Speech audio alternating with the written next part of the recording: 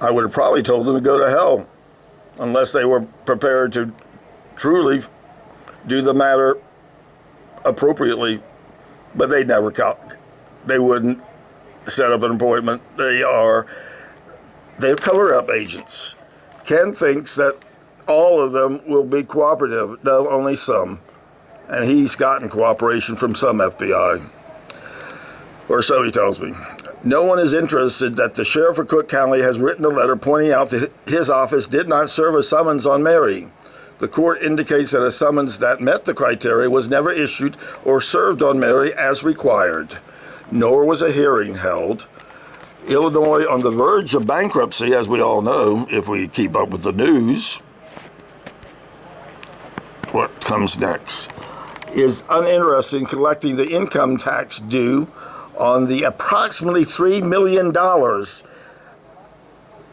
that the affidavit of her daughter, Gloria Seitz, discloses was never inventory in her mother's estate, nor were the federal income taxes paid for this theft by the guardians and the attorney and the judge. Law enforcement is not interested if Medicare, Social Security funds were not stolen from the USA. Ditto for Alice Gore. Oh, that's the one maybe. Carolyn Wyman. There's so many of these. And a lot of times, yes, they are women. Women are most vulnerable. Mr. President, I think you've got to do something. To Cook County public officials, both elected and career bureaucrats, what is important is self-enrichment. You know that. You know who was the mayor, and you've already crossed swords with the current mayor. The public be damned, especially if you are old. The Amelia Salas case, I know nothing about this one, but let's find out about it. Adds a dimension to elder cleansing, human trafficking in the elderly that is new. Dean and Amelia were married for 51 years. Amelia had a stroke and is reported to suffer some short-term memory loss. She was introduced into the human trafficking in the elderly in a 2007 case. As with most victims, the entry into the system is a slippery slope, replete with distortion and avarice. The excuse for corrupt government intervention is the fact that the victim suffers some disability that can be articulated. Guardian ad litem is appointed by a corrupt jurist, appointing a corrupt guardian ad litem to accelerate the elder cleansing felonies. Mr. President, you know Chicago's that corrupt. Even a Ken Dukowski was not an elder cleanser fighter for so long.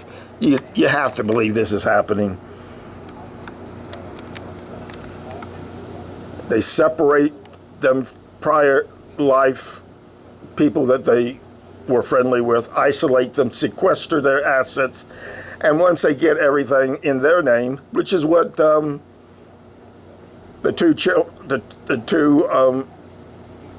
son and daughter-in-law did, there's not going to be any estate administration. There's not going to be any bequests that they don't approve, because they are going to testify that Mrs. Carlisle didn't want to write a new will, so she just told us to go ahead and find that old power of attorney and take over her life and kill her. Sure, that's what she said. She had been saying for 15 years that she was going to fight with chemo. She believed in chemo. The problem was her doctor believed in killing the elderly instead of chemo. And I had to force the first 2 out of 3 first round. He wasn't going to do it.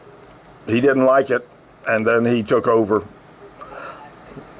He destroyed my life. I'm a dead man, Mr. President. Your government has killed me.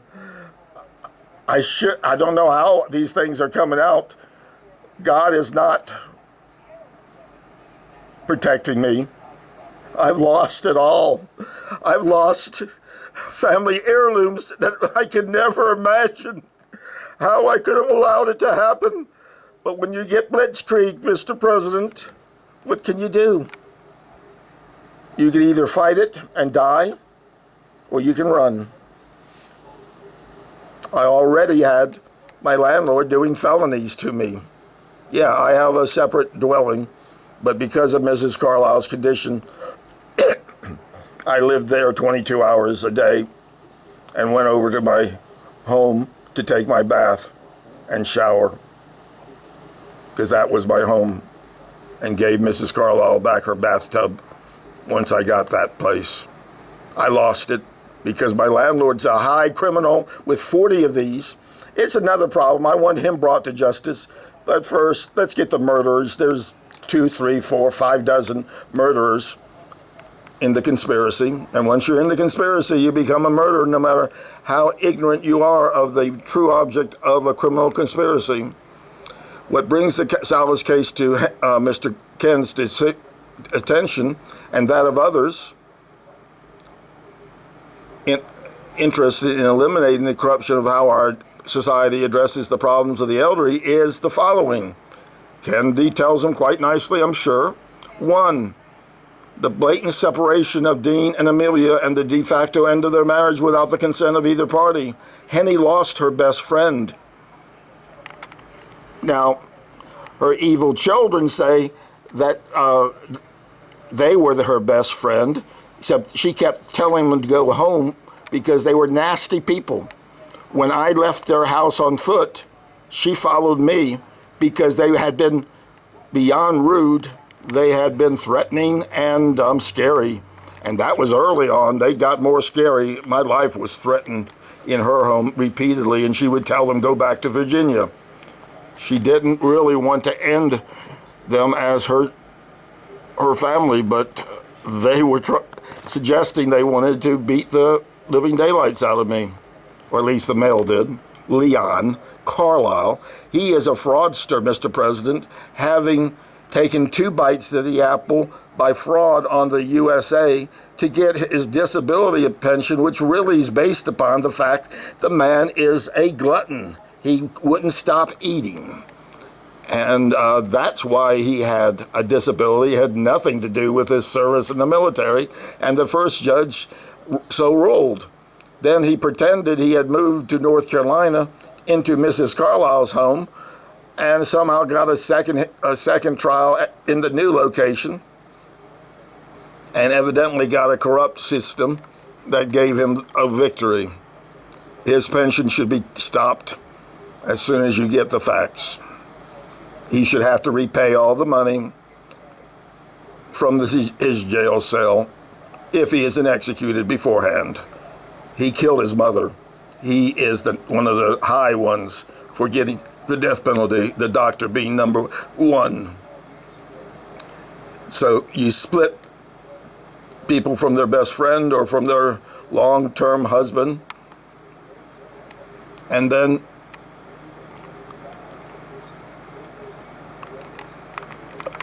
the guardian decrees the end of the marriage. Oh, isn't that cute? The guardian decrees the end of the marriage.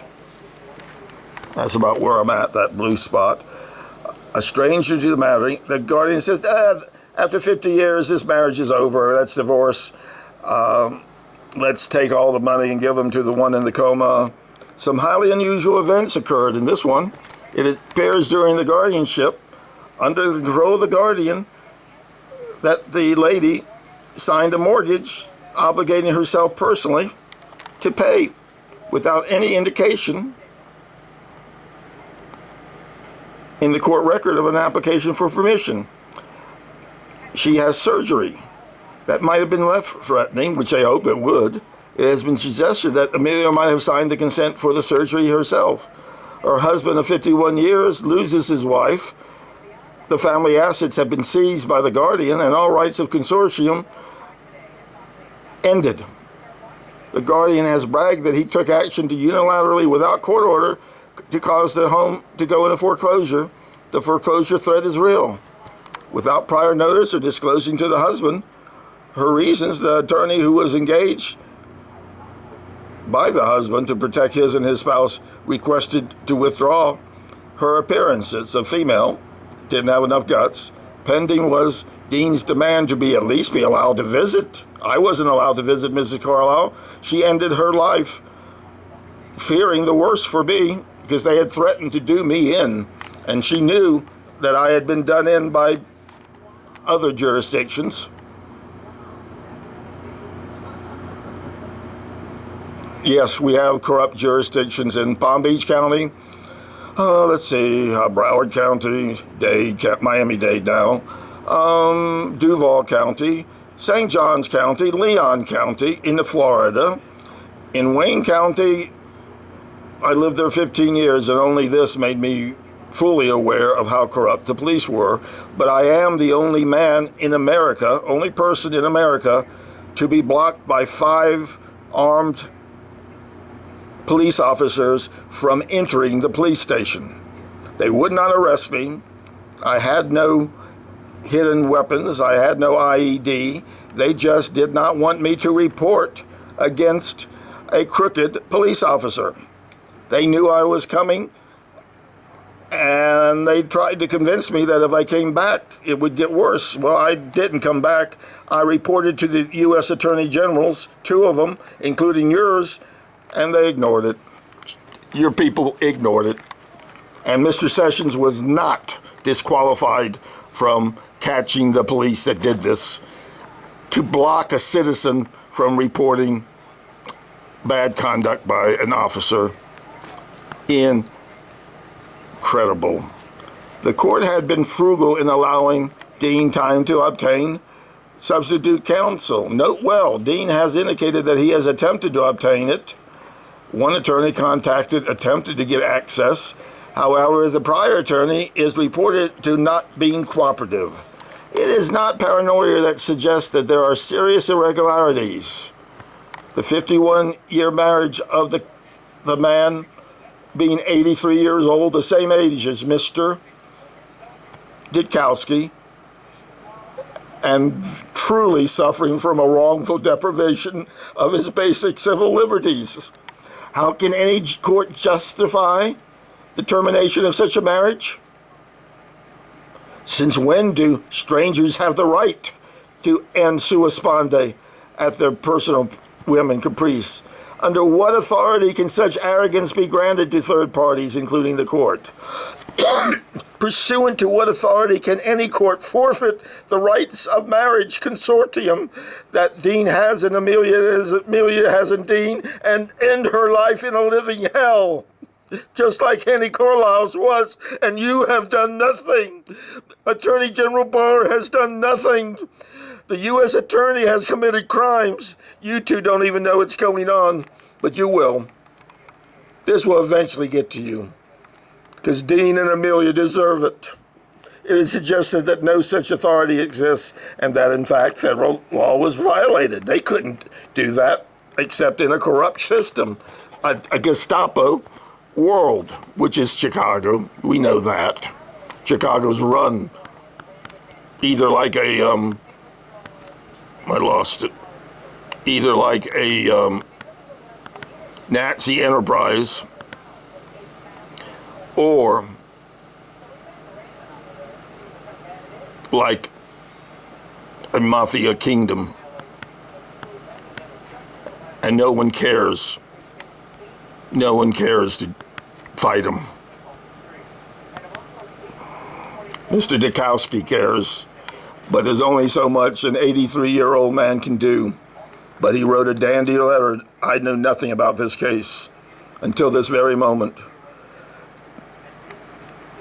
Mr. President, this is happening in your America. Mr. President, you have got to stop it, or you're discredited.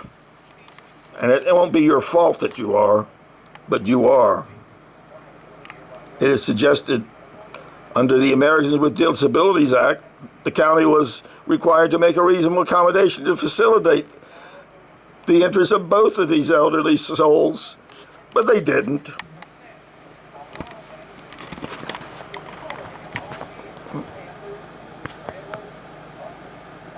Nowhere in the guardianship statute of Illinois is there any authority vested in the court to delegate to itself or the authority to forfeit the rights of the other spouse, to terminate the marriage, to end basically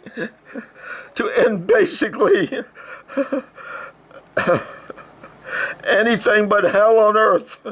They're allowed hell on earth, Mr. President, and we did nothing, except I had no power, but you did. but you don't want to interfere with the state taking care of the victims that they decide should be victims. It's a state right to make victims out of the elderly. They've been doing it for a long time. Mr. Dukowski has gotten a few in trouble, but most of them, the judge makes rulings that cannot be really appealed. And the appellate court is corrupt in most cases. Yet the lure of the proceeds of collecting, $3 million in that other case, to override any and all constitutional protections or any of the authorities of the state of Illinois or the United States of America. Illinois recognized in its constitution that such a bad case may arise and provides under Article 1, Section 2, Section 12 something. I don't know what they provided, but we'd have to look at that. It is outrageous that this other law should be used directly or indirectly to abrogate a 51-year-old marriage and destroy and make a living hell the lives of the participants. In the Christmas season, Mr. President, the elderly of America would appreciate a simple Christmas present. Investigate and indict everyone who became a co-conspirator in the murder conspiracy to kill my friend, together with what Mr. Dukowski wants. He wants the enforcement of the laws enacted to protect us from predators, and in particular those wearing judicial robes and enjoying the hospitality of the courthouse, and those wearing police uniforms and county mounted uniforms and having FBI badges, and subject them to the fullest level of the law and the fullest punishment for their violation of their oath of office. Demand is made to law enforcement to rein in this human trafficking in the elderly and put an end to elder killing, which unfortunately was given the name elder cleansing.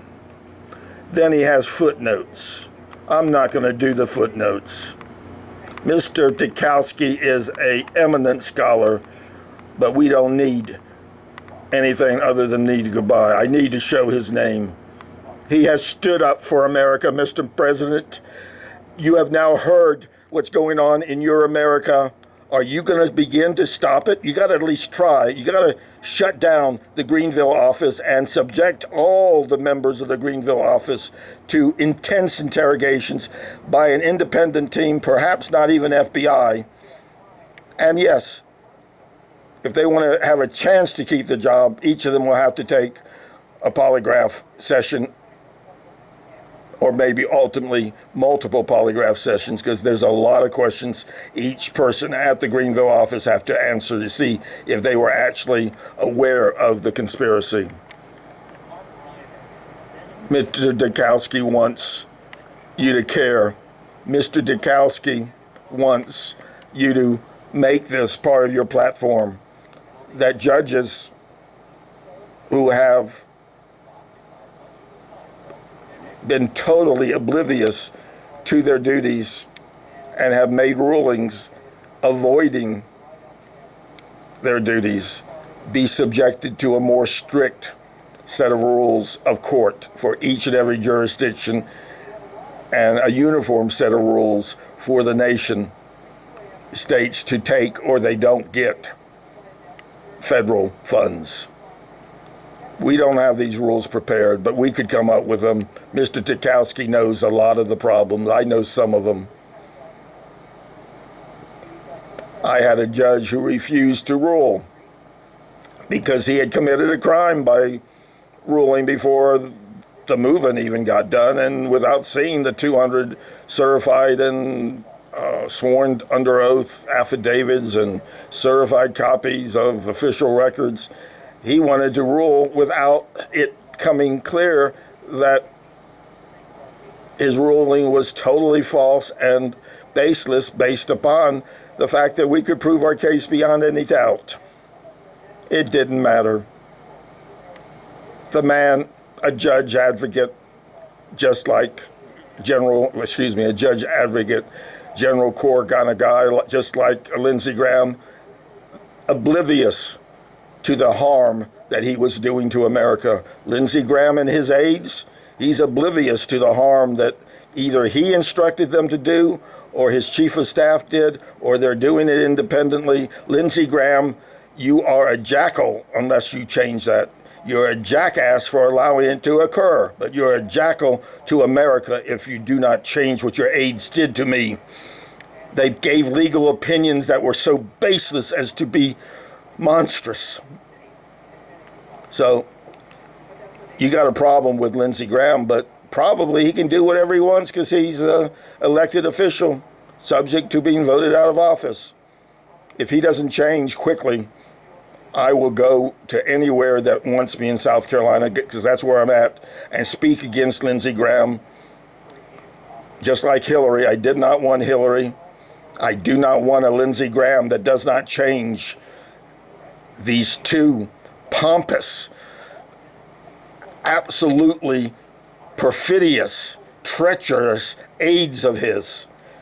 Keep them if you want, but you'd better re-educate them. And I want an apology, or I'll still speak to everyone. If they don't apologize in their handwriting for what they did, I want you out of office, Mr. Graham. Mr. President, you should fire Christopher Wray. By now, he should have told you all the crimes that his predecessors did, or at least half of them, or a tenth of them. Comey and Mueller are criminals, and Mr. Wray has covered up for them. Fire him, fire him, fire him. Get this older man to come in for a 1 or 2 year term, or a 1 year term extendable for 1 more year at your pleasure. I believe, now that I've been thinking about it, his name is James. Really solid. Every time he speaks the truth. James. What's the next name? Kallstrom. You appoint James Kallstrom, if he's able, for a 2 year term to clean up, clean out, and reinvigorate the FBI in a manner that he would have done had you had an honest FBI director. James Kallstrom. There's another couple of those guys running around, but Kallstrom has been the bravest of them all, and he will be brave if you let him clean up your FBI till the end of your term, which I hope will be longer than 11 months. I hope you will keep Kallstrom as long as he's still cooking. Keep extending him 1 year after 1 year. I don't know how old he is, but I know Joe Biden is senile. Nobody says it, but you can listen to him. And he